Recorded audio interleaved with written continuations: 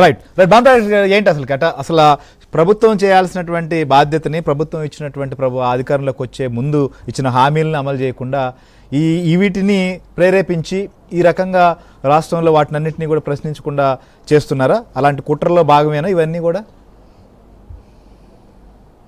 ఖచ్చితంగా ఈరోజు జగన్మోహన్ రెడ్డి గారు మాట్లాడుతూ ఎంతసేపు Lokesh Babu red book అంటున్నారే, Andhra Pradesh red జోన్కి చేసింది మీరు కదా జగన్మోహన్ రెడ్డి గారు.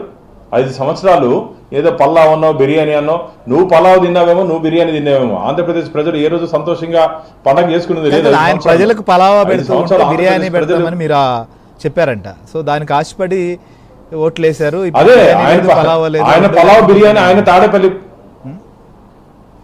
ఆయన పలావ్ బిర్యానీ తాడేపల్లి ప్యాలెస్ తిన్నాడేమో. మేమేం బిర్యానీ పెడతామని మేమేం చెప్పలా, మంచి చేస్తామని చెప్పాం. మా ఎన్డీఏ కూటమి ఆంధ్రప్రదేశ్ రాష్ట్రానికి, ఆంధ్రప్రదేశ్ రాష్ట్ర ప్రజలకి మంచి చేస్తామని చెప్పాం. మమ్మల్ని నమ్మారు. అందుకనే మాకు ఈరోజు 164 స్థానాలు ఇచ్చారు మా కూటమికి. 164 జగన్మోహన్ రెడ్డి గారు.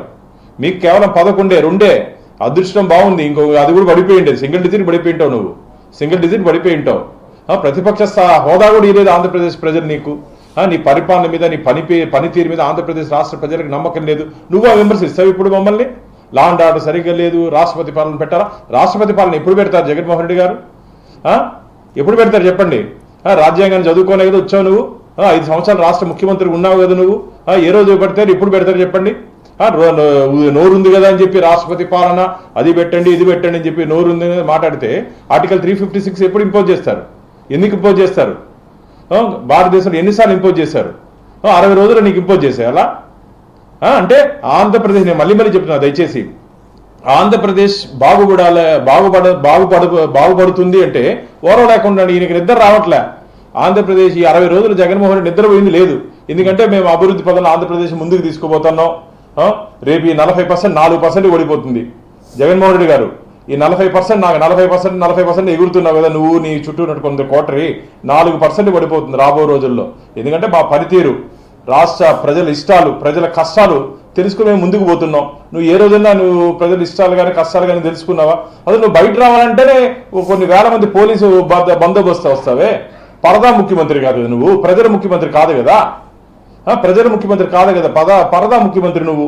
ఏ రోజైనా ప్రజల దగ్గరికి వచ్చి నువ్వు వాళ్ళకి ఆప్యాయంగా మాట్లాడింది లేదు. ఈరోజు మాట్లాడతావు. ఇది మంచిది కాదు. కాబట్టి దయచేసి మేము మళ్ళీ చెప్తున్నా జగన్మోహన్ రెడ్డి గారికి, ఇంకన్నా